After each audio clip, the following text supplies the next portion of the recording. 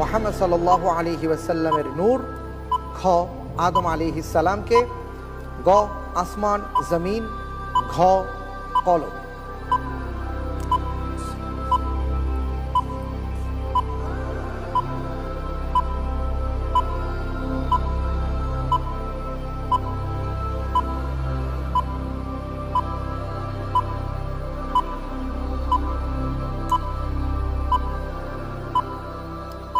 জি, আলহামদুলিল্লাহ। আল্লাহ সুবহানাহু ওয়া তাআলা পৃথিবীর সৃষ্টি জগতের মধ্যে সর্বপ্রথম কলম সৃষ্টি করেছেন।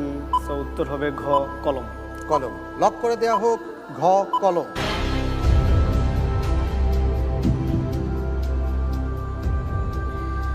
আপনি বলছেন কলম। সারা জীবন বিভিন্ন মানুষের কাছে শুনে এসেছি নূরে মুহাম্মদ। মুহাম্মদ সাল্লাল্লাহু আলাইহি সাল্লামের নূর। দেখি আপনার উত্তরের কি অবস্থা।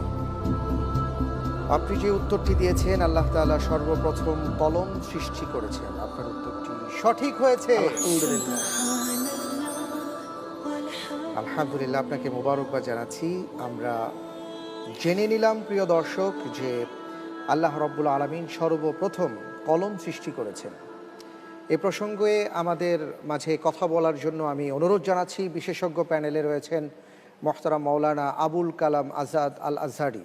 আল্লাহ সুবহানাহু ওয়া তাআলা সর্বপ্রথম যে সৃষ্টি সেটা হচ্ছে কালাম, যা কোরআনুল কারীমের বিভিন্ন আয়াত এবং রাসূল সাল্লাল্লাহু আলাইহি সাল্লামের হাদিস দ্বারা সাব্যস্ত হয়েছে।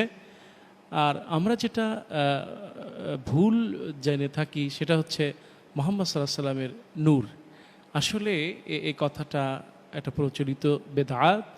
এর থেকে আমাদেরকে দূরে থাকা সকলেরই ঈমানের দাবি যে আল্লাহ সুবহানাহু ওয়া তাআলা সর্বপ্রথম যেটা সৃষ্টি করেছেন সেটা হচ্ছে কলম। এটাই দালালাত করে যে আল্লাহ সুবহানাহু ওয়া তাআলা শিক্ষাকেই মানুষের সৃষ্টির আগেই শিক্ষাকে আল্লাহ প্রাধান্য দিয়েছেন।